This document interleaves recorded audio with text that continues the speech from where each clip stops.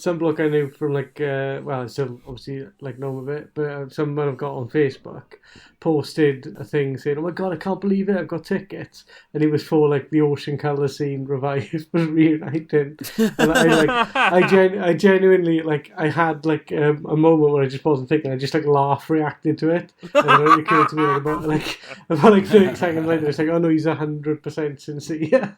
He's been hoodwinked. He's got tickets for Oasis as well, but fucking hell, man. It's not even the real ocean colour scene these days. It's not the classic lineup of ocean colour scene because when they were at their most vital. Dave Davis's favourite member of ocean colour scene is no longer in the band. Can you guess who Dave Davis's favourite member of ocean colour scene is? Was it the woman with big tits who had big tits? Close. They probably all do now. It's been a long time since Britpop. The ocean colour scene have gone woke. They're all women now. It's, no. Come on. It's close to. It's not the tits tweet. I'm thinking of. It is Damon Mingella. I think it's Minch, but it just sounds, Surely that would be Minch. Mingella. I'm pretty sure it's Mingella because I watched a video, an interview with him. Because the joke falls apart if it isn't, right? Yeah, I got it. Yeah. I'm pretty certain. I'm 100% certain it's Mingella, and because I watched a video Damon Mingella finally reveals why he left ocean colour scene, and short answer, the drummer punched him, but there's apparently more to it. I think I told you a couple of weeks back, in the DMs, I said that one of my many delusions that I hold just in my day-to-day life, just get me through, is that if I was called upon to do Steve Craddock's exact job in any of the bands that he's in, I could do it with 10 minutes notice. I think that's which I am basically a replacement Steve Craddock. It's fine, just give me the same gear as him, I'll be fine. Yeah. You love busting out your solo on Champagne Supernova just like Weller in 95, don't you? Exactly right, yeah. There's that thing they keep mentioning on the American podcasts, which are enormously larger than the British podcast. We won't mention here. We're not going to do the thing that certain other British podcasts do of humiliatingly reply into every single tweet of these podcast hosts and desperately trying to get their attention. But Eric Adams. I'm not aware of any other podcasts. I genuinely don't know, but that's fine. Anyway, Yair actually doesn't have a clue. He's blissfully fucking ignorant of all this bullshit.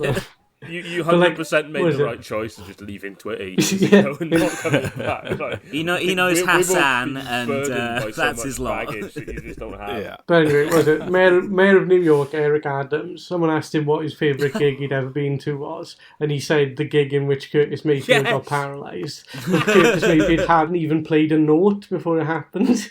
So, he just likes watching men in pain. Yeah.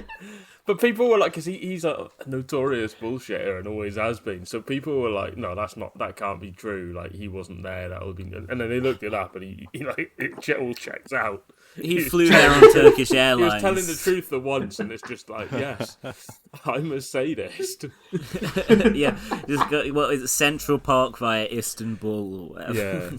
Yeah. Someone did a super. Obviously, he got arrested for corruption, basically. But someone did a supercut of him giving press conferences for the different migrant communities in New York. So it was they say New York. New York is the Istanbul of America. It's the Istanbul of America. It's the Dublin. It's the Dublin of America. New York is the Dublin of America. And it went through about just Istanbul. Kiev, of course. But no, Dublin is the Istanbul of Ireland. But it went through 15 of them, and he gets to Zagreb in Croatia, and he's wearing a fucking Croatia football shirt. Check marks.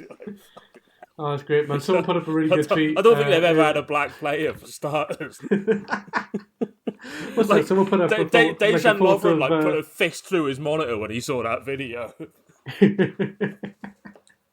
Someone put up a photo of, was it Ice-T performing in Serbia in 1996 and like dripped out in like fucking Red Star Belgrade and stuff. Just getting that bag, man. That's possibly not advisable. Yeah. Just never doubt Ice-T's commitment to getting that bag. Same like, cop killer, but it's like mass killer. Yeah, man. I'm not going to try and come up with a pithy other than that, because it would just be talking about a genocide, wouldn't it? But probably we're going to end up talking about today anyway. So yeah. Genocide's Let's on the focus on the menu. ongoing ones. I was thinking about that. It's like the supporters of Israel are like, you're weaponizing the word genocide against us. And it's like, well, yeah, I actually am doing that. Like, it's a powerful word, and I'm using it very deliberately because of the severity genocide. of the situation. Yeah, exactly. It's like that they are, in fact, weaponizing genocide in the sense that they're murdering particular people on a mass scale, in fact, using weapons. So very serendipitous. It's like always like a beautiful thing with basically I'm trying to think how to phrase this in a way that isn't ableist or just fun of hate. Oh, don't fucking basically, bother. Basically, beep like, it if it's too bad. I'll do it for FFF all the time. The contingent of like really vociferous like Israel supporters in the UK, they basically treat, seeing a placard at a demonstration as it being exactly as bad as like bombing a tower block, and it just like it blows my mind because like in particular there's particular sort of like the spiked contingent of people who are like there's people who write for the Spectator and stuff, and they're always like, oh, you've got to have the right to offend people, you got to say exactly what comes to your mind, anything less is cow into the woke mob or whatever. And then like the moment someone says anything critical of Israel, that's literally terrorism, what you just done to me there. Just saying that I might be wrong or something is like the same as fucking bombing a building. It's just it would drive you insane. But like again, with the sort of hypocrisy of it all, it's just like the thing is they don't care. As soon as they've accused you of being in league with effectively a terrorist for like having an opinion, simply for having an opinion on the issue, it's like they've won then as far as they're concerned. It's like, well, there's fucking discussion over then. So I don't know. I'm just filled with despair as usual. So, concrete facts. Pretty bad. I'm saying concrete facts. Concrete facts. Anyway, sorry, I didn't mean to fucking Israel up this room. Nah, man, we're always Israeling up the room. It's pretty inescapable at the moment. I feel like Israel up the room. They sort of impose themselves on everyone else, not least obviously the Palestinians, the Lebanese, and various other neighbouring peoples. Well, like, it fucking blows my mind that, because obviously the sort of great, like, joy of, like, the last couple of months, insofar as you've had any joy, is just, like, watching the Labour government completely piss, like, any goodwill they've had totally away. And it's been gratifying as fuck to deal with, really. Yeah, but fuck like, Starmer, man. Fuck that cunt. We'd like Starmer. Just like the Democrats, they're all a bunch of idiots. Yeah, fuck those cunts too. They're like genuinely, what's freaky with Starmer is obviously his career. Don't get started on what's freaky with Starmer, man. I haven't got all fucking day. I haven't seen tomorrow's papers yet. Yeah. I reckon, right? I don't think that he's a sex freak. I genuinely don't think that he's a sex freak. I think if he's a sex freak at all, he's just a freak in that he's a freak sex for like normal sex. That's what I think it is. But I also think that any sex that he has is inherently freaky because he's having it. It's just like the thought of him doing it is enough to be like that's an act of perversion that would see him. No jury would acquit. Like if it's not right. Came out. It's just not right. Yeah, but like I don't think he's like a sex freak. I think he's just an absolute. I think basically his entire life has been him really carefully saying particular sets of words in courtrooms, and people being like, "Oh, it's really fucking impressive." And then the moment he's in like the actual world where you haven't got sort of particular rules that apply around legal speech and stuff, he just comes across like the biggest fucking freak and weirdo in the world. So like the thing with like being like, Israel has the right to defend herself. The beautiful woman of Israel has the right to defend herself. It's just Jim Crow fucking bullshit, man. It's just Birth of the Nation, fucking Emmett Till. You know what I mean? It's a spectacularly obscure Pulp reference. So I apologise because I know like you're not listening to Pulp and stuff, Jack. Absolutely not, man. Oasis all fucking day. Fuck off. Sheffield, that's basically the South. they've got a song called Sheffield Sex City, and since like he said that recently, I've just been thinking like Israel is a woman bigger than any other. Imagine Starmer saying Sheffield Sex City. Just moving around, Sex City. Fucking hell. Sheffield Sex City is such a fucking good song. Darlington Sex City, not quite the same. Like, Darlington. Driving into Darlington County. Me and Jenny on the 4th of July. It's a good one. I'm just recycling that one. I've done that before. You got any good lyrics? Never stops us. Like, yeah. Well, so Keir Starmer is a massive cunt.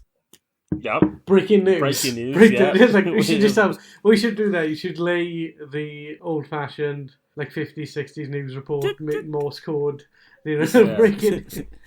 What a big over-bombastic intro they used to do for like BBC news bulletins, or it'd be like beep beep and like pictures of like people phoning in the news and typing and. Keir Starmer is a massive cunt.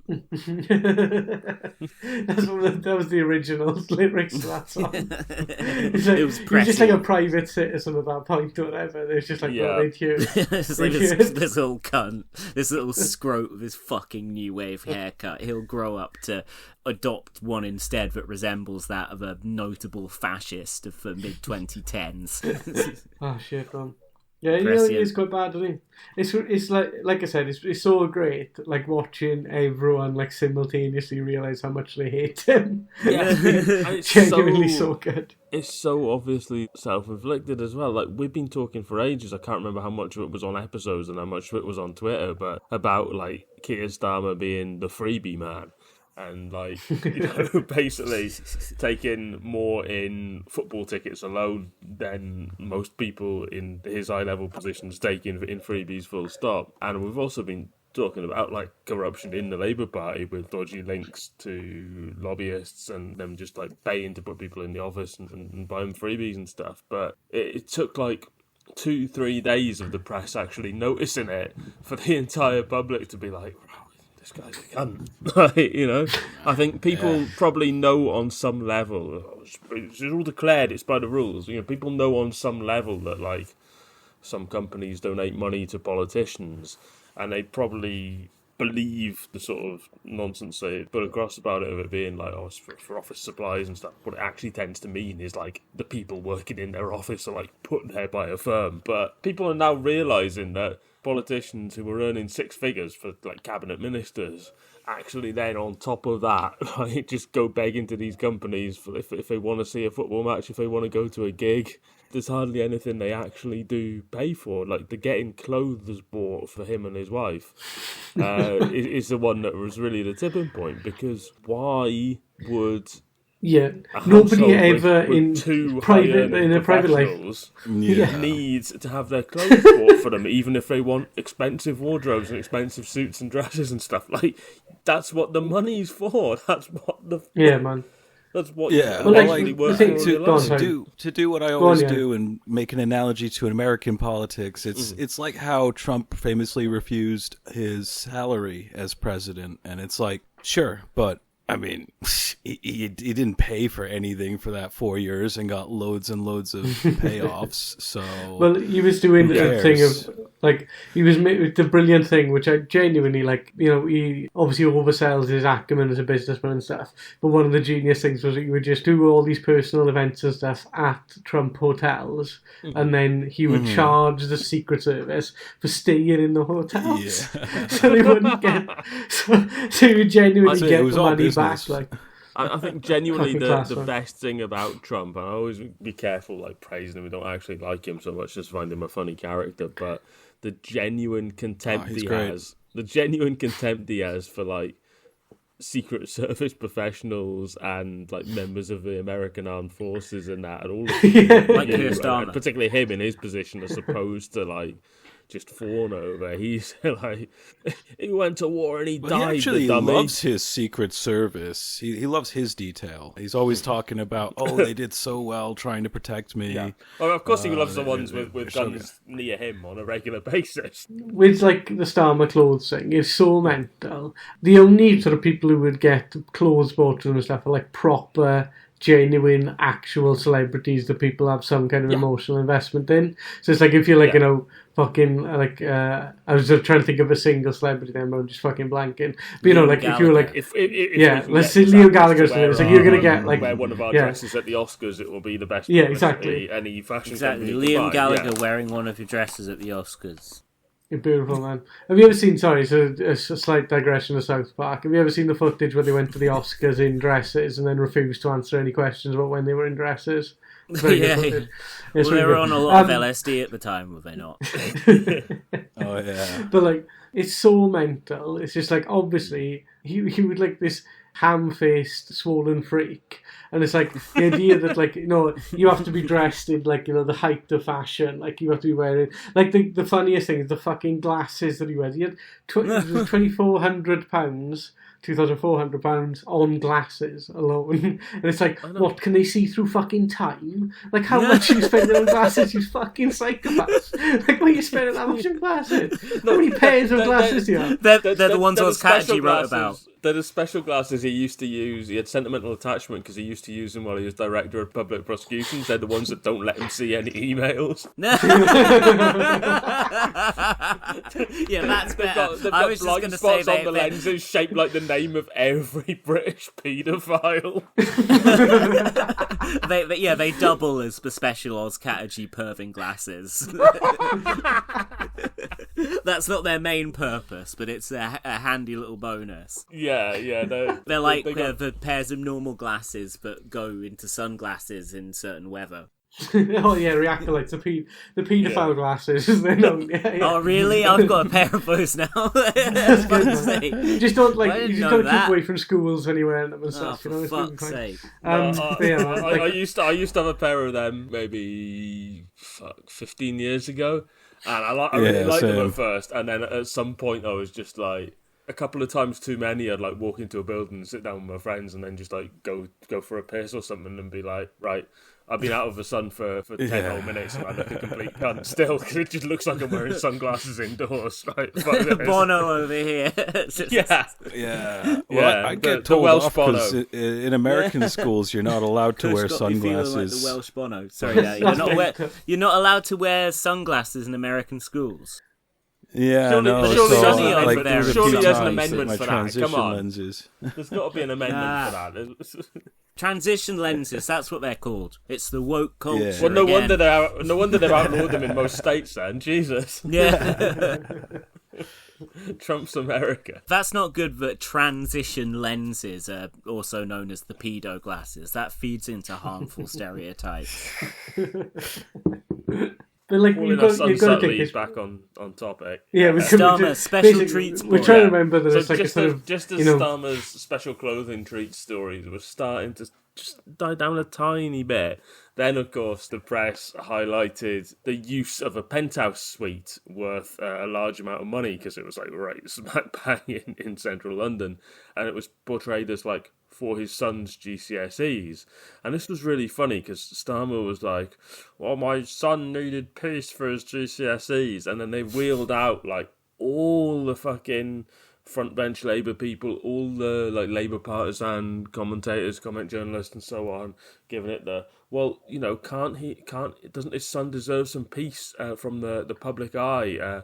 You know, all the journalists outside his home, doesn't he deserve peace from that during his GCSEs and stuff? A succulent meal of peace. Obviously we know they're never outside his home anyway, but after a couple of days of them like relentlessly defending him, Starmer kind of changed the story, and it turned out that Keir Starmer was staying in the penthouse to give his son some space to revise in his son's normal home for his GCSE. So all Bachelor these people have been like, so it obviously opened up a lot of new questions as to what the boneyard. The shape of his family is, I think, how the right-wing commentators are starting. Yeah. What a mental turn of phrase, by the way. The shape of his family. No, they're just really fat. They're just fucking fat. Like, if you described the shape of Mike Gapes' family, it'd be quite strange. But that's a whole different thing. Round, yes. Yeah. Perfectly round.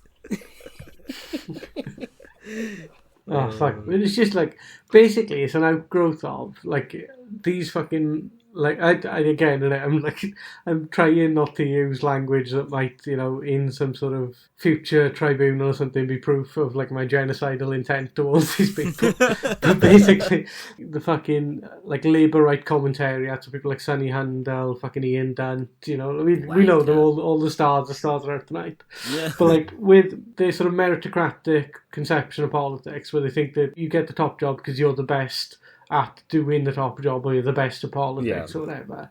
It does feed into this exact thing where they're just like, well, like with Blair was the same. It was like part of what did for Blair in the end was he was just like, he'd got into a sort of state where he was like, well, I am a genius. I am a political genius. I deserve everything that's coming to me. You know, so he ended up doing, you know, mad shit. Like, was it being a fucking Rupert Murdoch's son's baptism in the River Jordan and shit, you know, just like flying on private jets, like all the fucking, taking donations to make people lords and shit, you know what I mean? And it's just like, you get to the point where it's just like they literally have no conception of themselves other than just like, no, I am the best and I fully deserve this. And you can see with them, you can see when they're thinking about it, they just malfunction.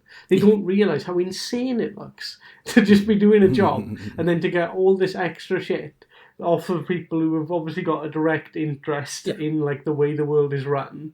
And they're just like, no, but I'm really good, so like I deserve this free shit. There were multiple frontbenchers who got pulled up on like Taylor Swift freebie tickets specifically, who basically turned around and said, yeah, but my children really like her. Oh yeah, it was my kids. You talk about human shields. Buy your child a ticket to go to the gig with your large salary then, the same as everyone else has to do, you fucking idiot. But Steffan, you were describing Tony Blair after he'd been in government like 10 years. Starmer is like that now. He was like that when as soon as he became Labour leader. He was probably like that when he became DPP. He has, for all we know, been like that his entire fucking life. Under normal circumstances, he'd have a couple of people in his office who were like, no, look, optics are bad, you need to rein this right down, or like, keep it to a couple of outrageous freebies a year so it doesn't look stupid. But the thing is, like, Labour had been out of power just long enough that we'd had just long enough of all the right-wing Labour nerds basically arguing that everything Blair did was good and doing like a lot of Blairite and New Labour revisionism. And the Corbyn years sort of pushed some of the people in the centre of the party to like full-on reactionary, actually fuck Jeremy Corbyn and fuck the left positions.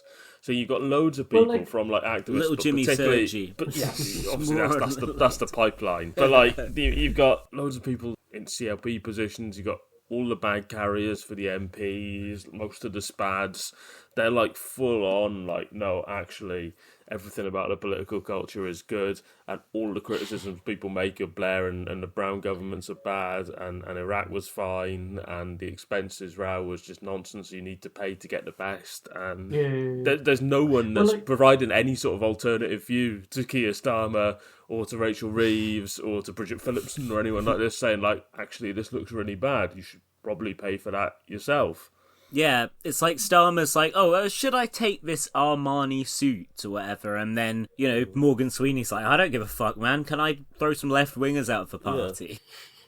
Well, like, but they use, like, you even saw it with, like, centrist journalists in particular, where they would talk about Corbyn's personal property, which is, again, like, fucking unimpeachable. He's, like, ridiculously low in his expenses, claims and shit, and now it's okay. Consistently and, like, bottom three in all of Parliament for, like, 25 years. They would, like, use that as proof of, like, his hopeless utopianism and how sort of unworldly and pathetic and laughable he was.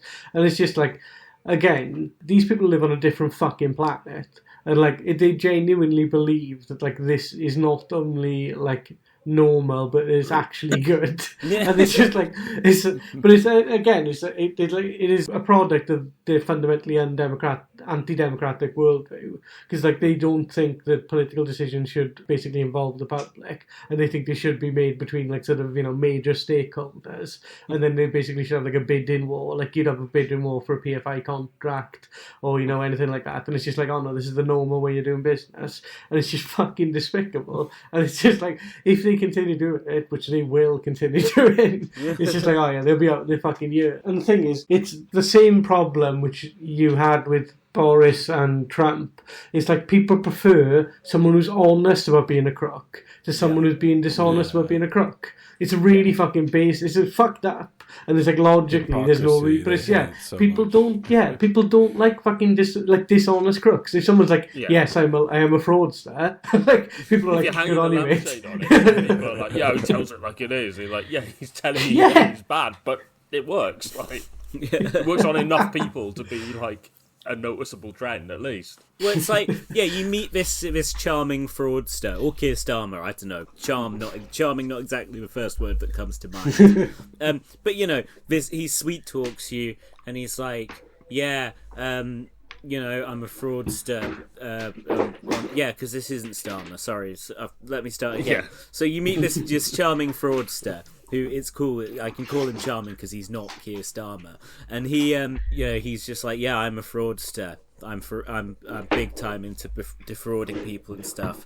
And you want to believe that you're one of the smart ones, and you're like, well, you wouldn't defraud me because he's very charming and I'm very cool and intelligent. So have you got any good deals on at the moment? That's like the process with the honest fraudster or whatever. Well, it's fucking insane, but there was like some YouGov data out this week, and I was laughing about it because I was thinking because where I live, I think I voted fairly heavily for Brexit. It's extremely is it Scotland? Scotland? Ireland or I forget, Cornwall? But anyway, so basically, right, led by donkeys, like fucking carpet on this area.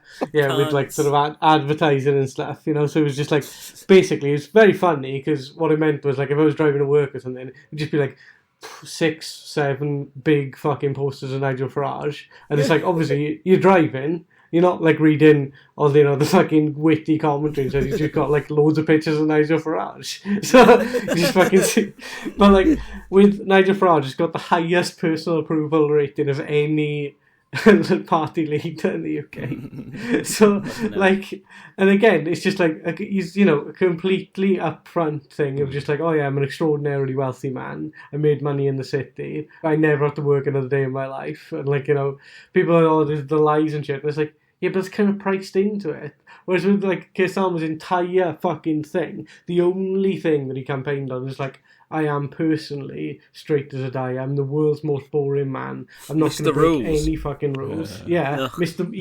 Ian fucking Rules or whatever his name is. And then it's just like the first thing he comes in, the first thing that happens when he comes in is like immediately takes loads of money off pensioners with no warning, and then is found to have had like a solid gold toilet installed and shit. It's just fucking psycho. We love him, man. He's got like a fucking like a champagne supernova bidet. Like that's what he's got going on. He's got No, he had Lord Ali by Noel Gallagher's original Union Jack guitar for him.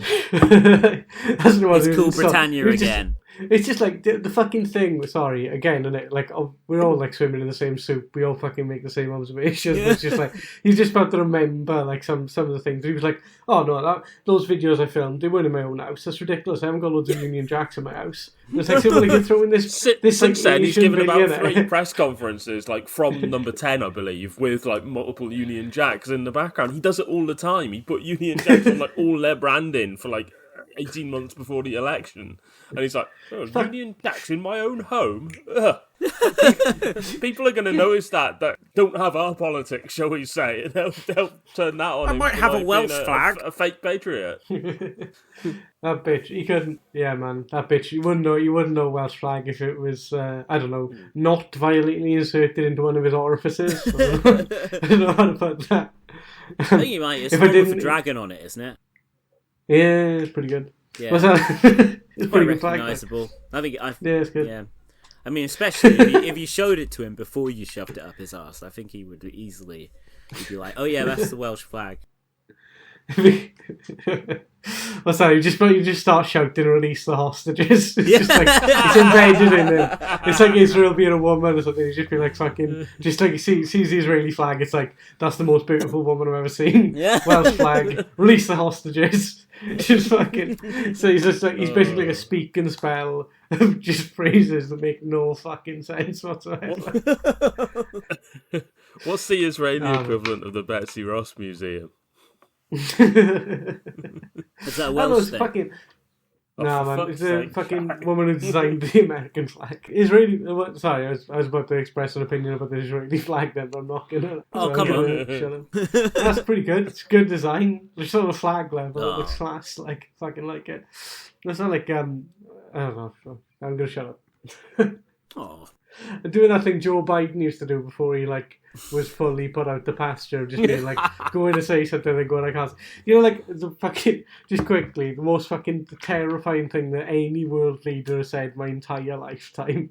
They're talking about bombing the Iranian oil facilities, and he was talking because obviously he's got like no ability to control what he's saying now because of his advanced age. Oh, he's given up totally. Well, yeah, exactly. But what he said was, "Oh yeah, we talked about that, but we're not going to do it today." It's just like the most obvious telegraphing of an attack I've ever heard in my life. It's insane. Oh my god. She's not going to do it today. Like Iran, or the Iranian high command, just like, no, he is just a senile old cunt. Like, this is not a full Bay of Pigs scenario yet. It's fucking ridiculous, man. It's just, I don't know. It is just like a spectacular thing, and it's like mind blowing to me because, like, obviously, what people say, you know, people who talk about like voting for the Democrats or whatever, is they say, do you think that Trump will be better on Israel than Biden's on Israel? But obviously what's happened here is that Israel has taken advantage of there being a complete power vacuum in the top of the American leadership and like literally not having a functioning president. And they've just gone, we're going to do everything we've always wanted to do at this exact moment because we've got one more month of this. Yeah. So like, it's just like, oh yeah, you know, you think Trump would be... Well, I think like maybe Trump would take personal offence at Israel just ignoring the shit that he's saying constantly. Like, whereas Biden hasn't even got the ability to do that. Like, it's absurd. More Starmer stuff. What's going on with Lord Ali then? This is a bit weird, isn't it? All the right wingers think that he's gay with Starmer. No, they're gay together. Well, Ali is gay. That's not in dispute. Just not. No, but they're Starmer. With Starmer. Yeah, I don't buy that. I've never been a Starmer gay truther. No. That is what a lot of the right, your sort of traditional, read the Daily Mail for 30 years, right-winger sort of person in Britain thinks is, any time a political scandal gets hinted at, it's like, right, both the men in this story are fucking. That's like, their mind, this is the only sort of political scandal they can conceive of, really. Yeah, they think everyone's gay or what trans. If they're gay? Like, yeah, one of them. One of the two. As recently as start of Blair's second term, the Daily Mail would just be like, look how many gay MPs there are now, it's terrible. Yeah, like, it's something they've only just recently started pretending they're okay with. they would literally talk about Blair's gay mafia was a thing they'd go on about, but like there were conspiracy theories that Blair was gay, that Gordon Brown was gay, was a sort of recurring one. That's so funny, like Gordon Brown, like the most busted homosexual. He's a bit of a fucking disgrace to the form. No, man, like Lord Ali was like a fucking just to bring up Israel again. He was a Maxwell bloke when he was involved in Maxwell thing. Oh yeah. He's a protege. His Wikipedia, like just the sort of outline of how his career went on Wikipedia, has some leaps in it, shall we say? Like, so he was doing this, and then he was doing this, and there doesn't seem to be much of a gap between it. So what happened there? Like, how, you know, if someone had just offered me a directorship at a TV firm while I was working in a call centre or something like that, like, people would be like, how did you manage that? But no. Yeah. What's that like? Normal thing that happens all the time with people that are influential in British society. It's like, it makes you sort of, it's quite like, it makes you insane, and there's like no way around it. But it's just like there's so many like little sort of just constitutional like madnesses in the UK that like if you start thinking about them, you'll just like lose your mind completely, and you'll end up like, you know, one of those people who are just screaming about the fucking Queen being a lizard or whatever. But like we fucking just the fact that we've got a House of Lords at all is insane. It's just completely fucking bonkers. And it's just only House of Lords. And it's, what happens is that every government says they're going to do House of Lords reform. And then every government gets in and they're like, actually, I quite like appointing my mates to serve for life in the legislature. It's just fucking psycho. But it's just like, with the Lords, it's like there are more Lords than there's ever been. There's something like some absurdly high numbers, like getting towards like the thousands. Or like it's above 1,000. They literally can't fit them all in there. If there's like a contentious debate. That's just their big Lord's lunches. They can't be asked to turn up anyway. So like, man. Yeah, but has Starmer passed his ageist Lord's reform yet? Where if they're 80, they have to fucking step down, which would like immediately fuck people who he gave peerships as rewards for their political service, like Margaret Hodge and Harriet Harman. They'd be right out. But has he actually passed that yet? Anyway, I think that's bullshit. It's like Bob Dylan would have to step down if he was in the House of Lords, and it's like he's performing at the peak of his powers. So I just think that Bob Dylan would accept the lordship if he was offered. No, I don't. Theoretically, I don't think he would, and he can't anyway because he's not a British citizen. It's wrong. It's like, you know how Americans are like.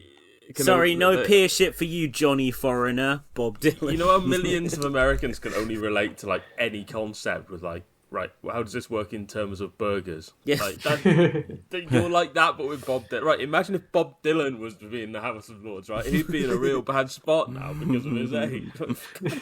Yeah. How does your mind work? I am against this bill because Bob Dylan is 83 years old. That's why I oppose Keir Starmer's proposed reform of the House of Lords. A principled stance. No, but it's fucking ludicrous, isn't it? On this, anything that inconveniences a theoretical Bob Dylan is bad. Yeah, although, as you say, it is purely theoretical. Bob Dylan himself would be entirely unimpeded by this change in legislation. It wouldn't affect his ability. It wouldn't have stopped the never-ending tour, whatever the fuck it's called. No, keep rolling on, just the same. But in principle, I stand with Bob Dylan on this. And that means you will stand with whoever is the Bob Dylan of mergers and acquisitions that is in the Lords right now, or something like. Some guys made a lot of people rich in the 80s. Yeah. Yeah, I'm sure there's innovators in every field. They got that bloke who was like a sort of pioneer in IVF bloke who's got a really good moustache, and they Robert Winston. You got him in there. He's like just if you haven't looked him up, look at the moustache. But no, it's just insane, and it's like obviously like having this system at all encourages graft, like just from the every fucking stage of it. Exactly, hard graft. It's getting people back to work. But I just find, like, basically, like, the expenses scandal was such a sort of, it completely, like, destroyed any sort of trust that anybody had in politics whatsoever, and that was, like, 10 years ago. And then it was just like, oh, no, let's calm down a bit now. And then it's just, like, a new government came in, immediately, like, a huge expenses scandal. Yeah. To do with just, like, if anything, like, with the expenses, it's like, that's sort of kind of been democratically agreed on by Parliament. But it's like, this shit is just fucking, like, private individuals just giving you shit for your, like, and I think they genuinely must just think, like, oh, I'm such a legend, this is why I've got all this shit. Like, it's just, like, Starmer, so fucked up, man. Yeah, and the vapid cunts he's appointed, actually, they've got even less going on in their heads than him. Like, fucking, I don't know, who was it? Like, Bridget Phillipson with her free... No, Bridget Phillipson got 20,000 quid to throw a fucking birthday party from Lord Ali. Yeah, that's mental. Lord Ali, by the way, now dancing little people. What the fuck was she spending that on?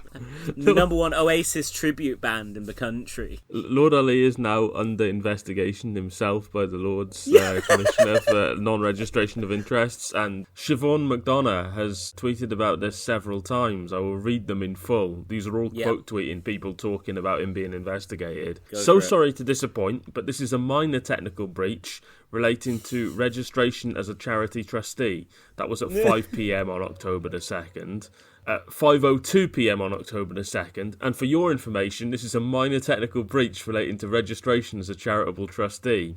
At 5:04 p.m. on October the 2nd. This relates to a minor technical breach of registration as a charitable trustee.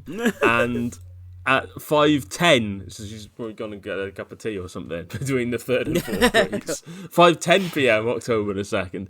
This relates to a minor technical breach of registration as a charitable trustee. Now, some context that may or may not be relevant here is that Siobhan McDonough, when her allegedly, this is her story of it, when her sister was dying, she took a £1.2 million interest-free loan from Lord Ali to buy a house that was suitable for her sister's health needs. And she was fucking dying anyway. She wasn't going to need it for very long. I mean, allegedly dying, as you say. But we don't know the facts here. How does Siobhan McDonough think normal people who are having severe health difficulties or are terminally ill deal with getting their house made suitable for, like, no one can go out and get an interest-free loan of 10 grand, let alone 1.2 million to buy a whole new house. Well, the thing is as well, like, mental.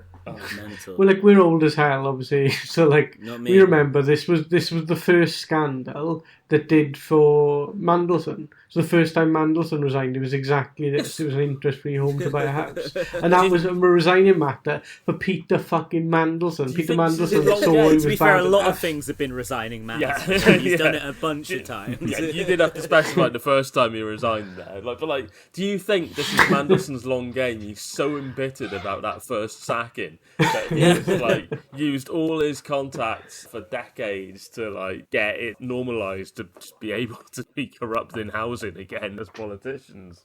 Yeah, because Starmer didn't give him a front bench role when he got into government, nor did he make him an ambassador for somewhere nice and sunny, or somewhere he's got business interests, where it could be a nice symbiotic Eric Adams Turkish Airlines kind of relationship. Somewhere with no extradition treaty. Yeah, that's an important thing. Needs to be no extradition treaty. My fucking favourite thing about Lord Ali is that he had all those meetings with Assad.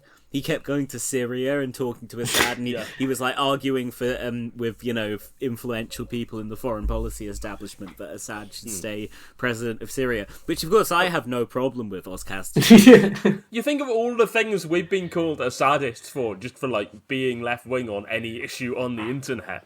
I had Oz melt down at me for a day, and I think I had 3 tweets about Syria ever that were all we shouldn't bomb heavily populated areas, that's bad and kills people. That I didn't... Textbook Assadism. It was the most milquetoast stance you can have that is still left wing, and that was enough to have them screaming at me and about me for a week. And everyone on the left has this experience as soon as they go over about 1,500 followers. It's just how the internet works. If you're left wing, you're an Assadist. But if you meet with Assad and lobby for his interests extensively, that's fine. That's fine. That's just normal. You got any? Wait. Oh shit, man! You've sat on the headphone cable and made that come. Can you hear me? Okay. Yeah. Yeah. Yeah. Sorry. Hang on. Let me. Has come in and is asking me for some on Sorry, it sounded like you were getting into some real good chat there, Geraint, about your support for Bashar al-Assad. So how's this? So this is your mic. Yes, that's my mic. Have you had a few beers tonight? Yeah, guys, you want to take a break for just a minute, and I'll get a cup of tea or something, man. Yeah, cool. All right, we'll take a tea break. All right, what's happening, man? My dude.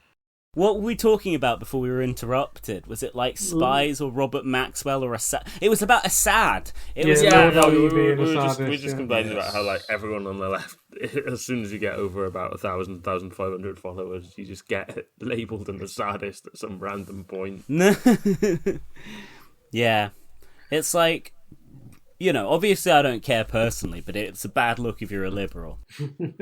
Well, I think like it's of a piece with this sort of broad conception of politics, because obviously what Blair did in his post PM career was he became like a consultant for Central Asian dictatorships, you know, oil wealthy states and stuff like that. And again, they don't, because they have this meritocratic conception of politics, they don't see this as like contradictory. They're like, oh yeah, no, you know, like, well, I'm clearly the best placed person to help.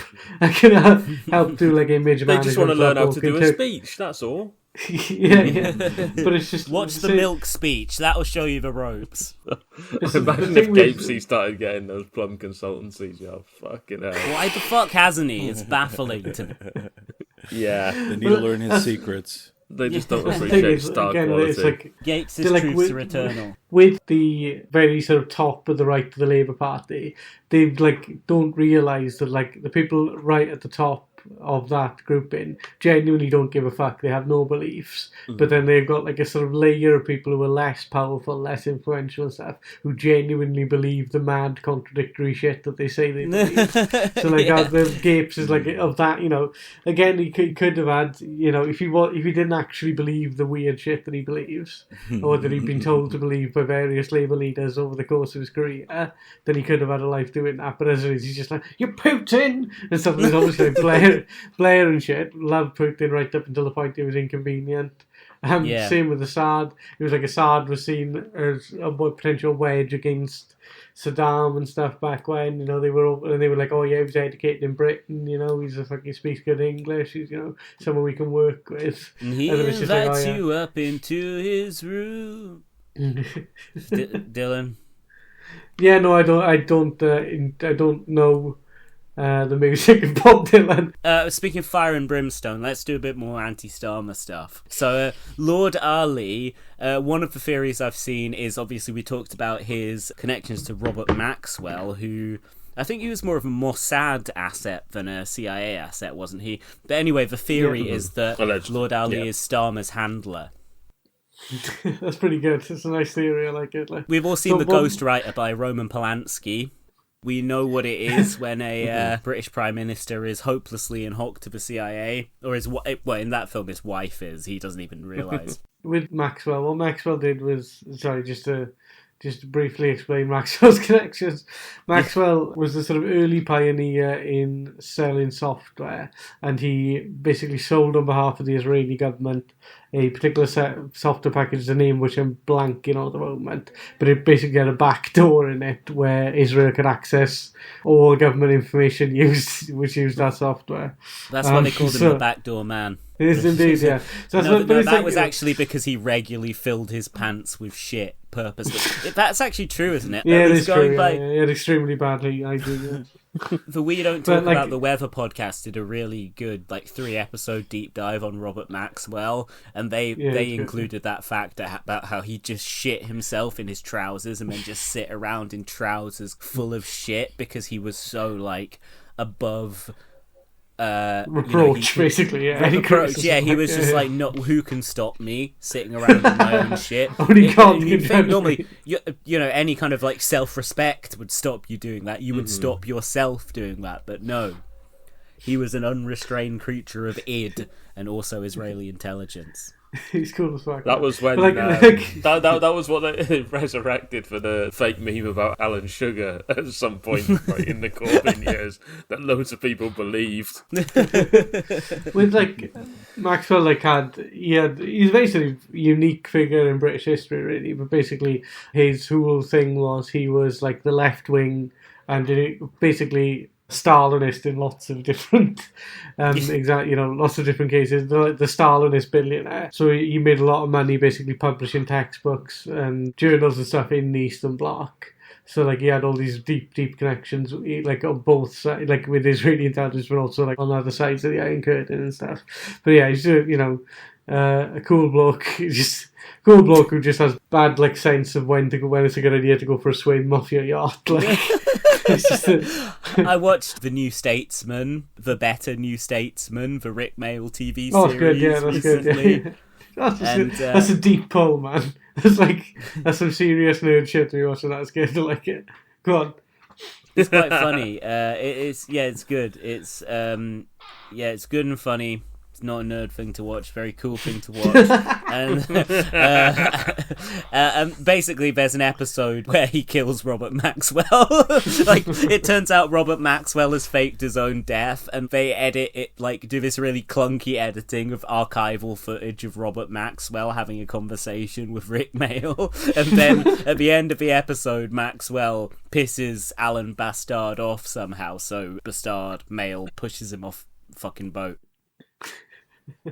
I love, like, Rick Mail's, like, it's an insanely gifted comic actor, but, like, yeah, he's really fucking good at that, man. And I apologize for calling it nerd shit. I'm just surprised that you were, like, delving that far into comedy history. Yeah, I wasn't watching fucking Red Dwarf. Fucking... Jack, we need to veto references both fair, but will also alienate most of our listener base. Whatever. Too late for that, really. You got to alienate people to make money. That's what they say. You gotta, yes. That's business acumen right there. Fuck yeah. With the New Statesman, it was like, it's sort of undersold basically how evil the average Thatcherite MP was. But it's just, again, like, in that thing, again, it's like the Labour Party's supposed to be, like, the opposite of this. And then it's just, like, immediate, like, again, we could, like I said before, like, the first thing they've done in power is, like, immediately reveal themselves to be, it's not just venal and, like, self-interested, it's, like, extraordinarily petty self-interest. Like, just, like, basic shit, like, you know, like having people pay for your glasses and stuff like that. It's just pathetic. Like, but it's like, with Johnson, they always made it, and the thing is with Johnson again marketed himself as like an honest crook.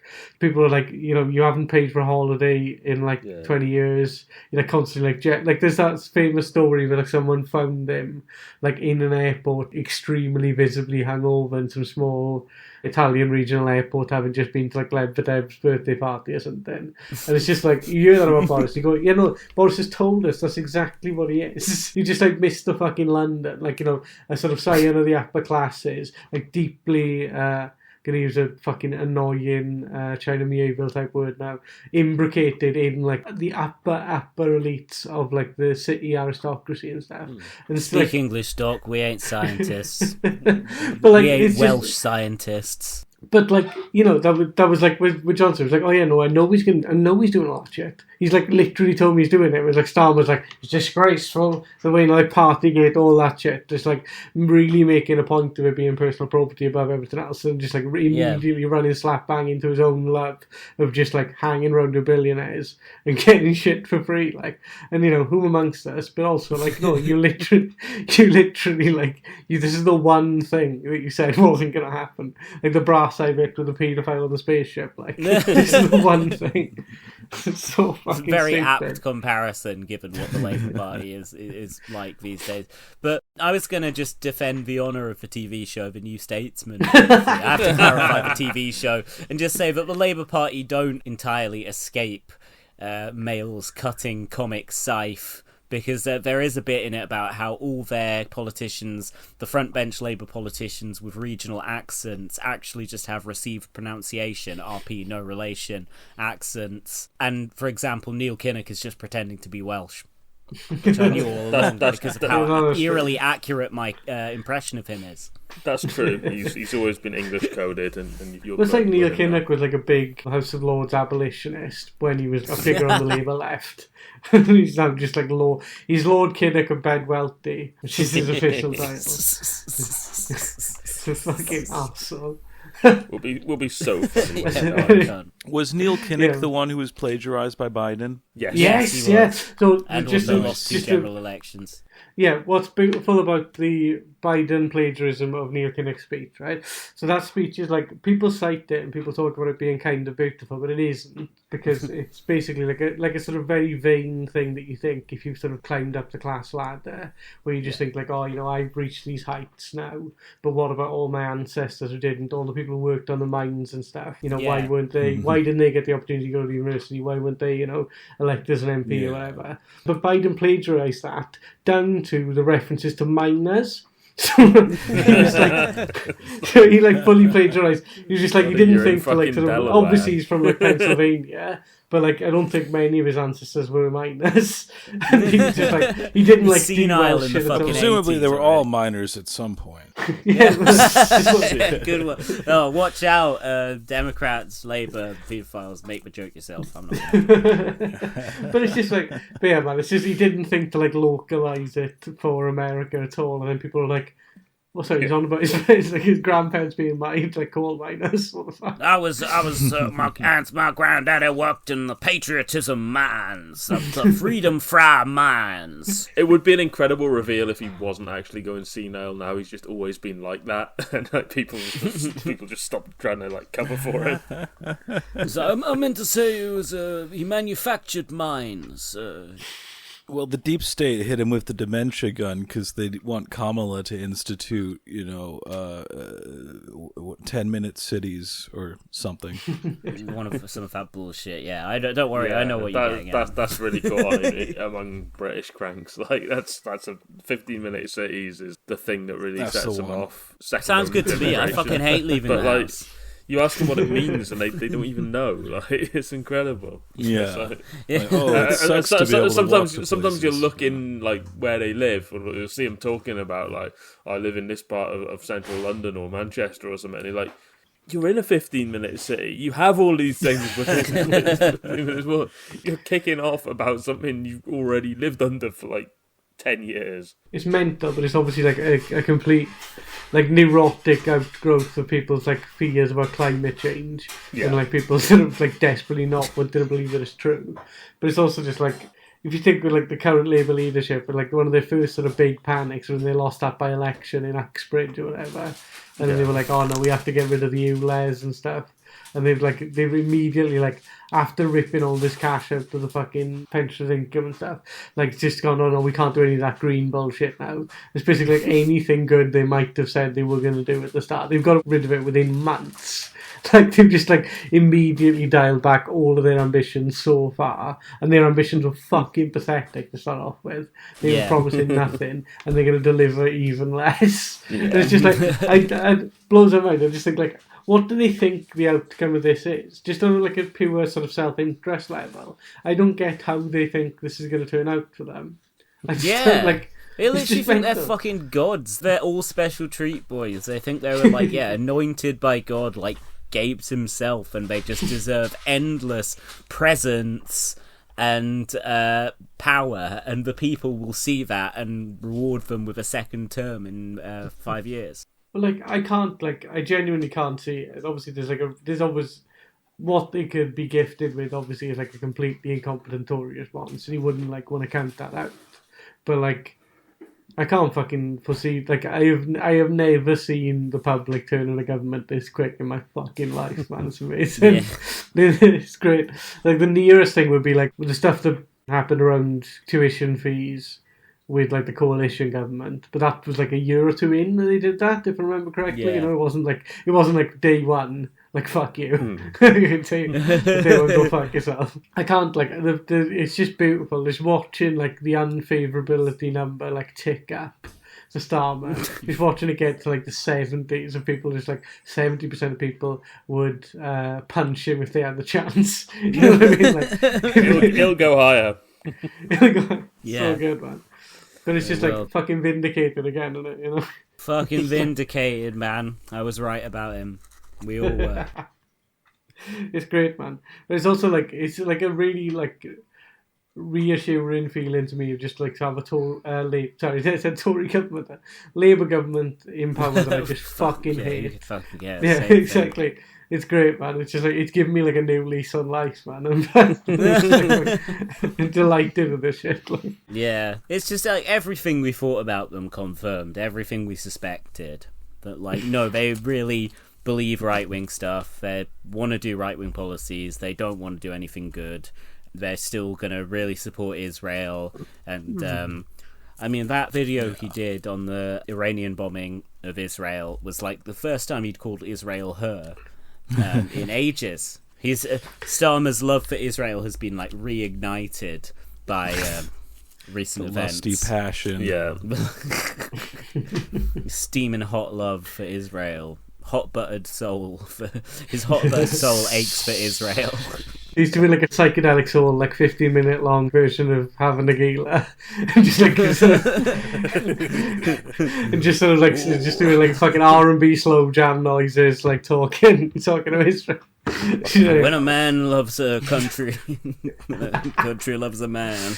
Oh man, I love that shit so much, man. You know, I was listening to there's a Barry White song called what is it? Girl Is True, I'll Always Love You, and he literally talks. I think it's for 6 or 7 minutes at the start of the song. It's like nothing. It's so good. It's like my favorite musical experience. You know, like we were talking about Isaac Hayes the other day, and like because he plays chef. Yeah, he plays chef. There's a version of By the Time I Get to Phoenix. I think it's on Hot Buttered Soul, and there's literally one organ note and him talking for 10 minutes at the start. It's like when I used to listen to like Steve Reich or whatever, but it's like sexy Steve Reich. It's fucking great. You get your woman into the bedroom and you tell her, baby. It's just like, it goes on. Sometimes a man and a woman, they hit dark times. They hit a fork in the road and they gotta have more sex. It would be good, man. That's how Starmer should do all his public statements from now on. Like, you get my vote. Like, if he had like the finest musicians working like in Wattstack Studios, just doing like, love letters to Israel, I'd vote for him. Yeah, man. So hot and steamy support for Israel. Anything else we want to touch upon in our conversation today? What have we got? Starmer out. Starmer out. Starmer out. Yeah, we've given him a chance, but it's time to call it. Starmer out. Yeah, I place so much hope. You know, I his vision of a sort of transformed Britain, free of the graft and corruption of the Tory years, the dreadful, awful Tory years that turned Britain into a smear on the map. You know, coated in shit in the rivers and all that stuff. I place so much hope in Starmer coming to power and resolving it all. And I'm just so sad. I didn't vote for him, obviously, but like I'm just so sad that he's just come to this, and I just take no joy in saying this. But Starmer out, just Starmer out, man. Yeah. I voted for Conservative. Biden's going to be out of a job soon. You guys can have him. So who? Yeah. Oh my God. Yeah. No. I mean, we've got our hands full with senile Starmer. I'm not sure we can take another doddering old fool. Who we got in the Tory leadership election? Who are we going to endorse? Oh fuck! Not Jen because he likes Israel.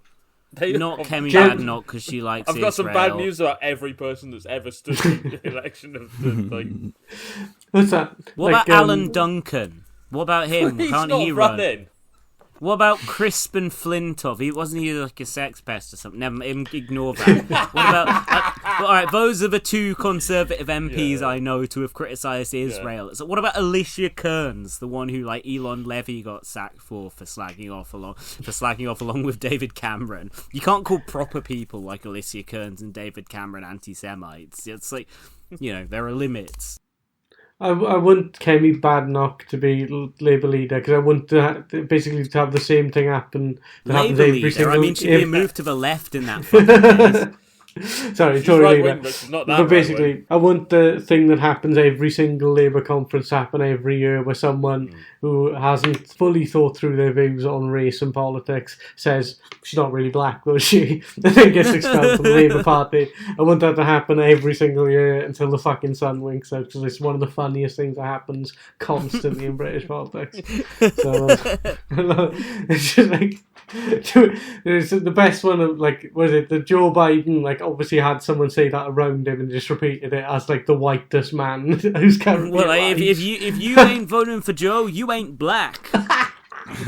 So good. I want that to happen constantly in the Labour Party. I want it to be expelling members by the hundreds, by the thousands. People just forget you can't. If you ain't voting for Keir, you ain't Jewish. Yeah, so can be bad now because I want to see that happen. Well, did you also see how Trump said that basically? Oh yeah, he was like, if I lose at the anti-Semitism conference, if I lose, I'm afraid I will blame the Jews. Basically, yeah. I'm afraid the Jewish community will have to take some of the blame. And if you vote for Kamala, I can't remember his exact wording, but he basically said if you vote for Kamala, you're not Jewish. You're like, what? You're crazy or something. Like, of course. No, it's awesome. It's awesome. You can be as anti-Semitic as you want, as long as you are pro-Israel. It's fine. Did you all see the latest? I got to get into this game. I got to get into this bracket. Did you all see the drama? Just fly the Israeli flag, Jack. Yeah, I've been making do all these years with having one Jewish friend. Yeah. I could have loads, and it would just have to completely do a 360 on my politics. Or a 180 or whatever. Wouldn't 360 be getting back to the same spinning. The horseshoe theory. I'd get so far right, but I'd be around like far a right. decade, I'd move so far to the left that I would be on the far left. Yeah.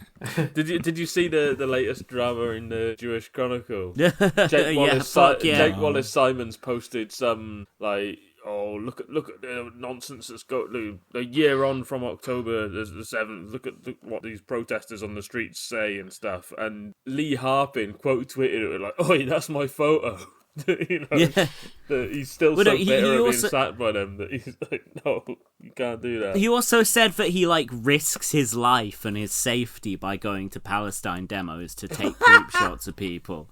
He was like, he knew in his heart of hearts that it's ridiculous to say that, because he said potentially putting myself at risk. It's like, yeah, a lot of potential there. Mm-hmm.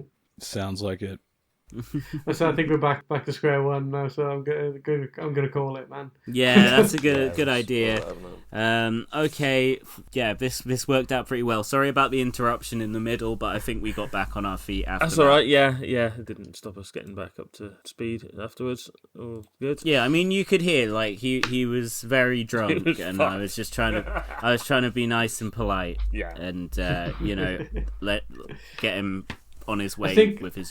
I think somehow, just basically in my life, I don't think I ever realised that English people get drunk. So it was an education for me. So it's the same they all just sat there like. That's an eccentric English guy. That's another mentally challenged Englishman. There are so many of them.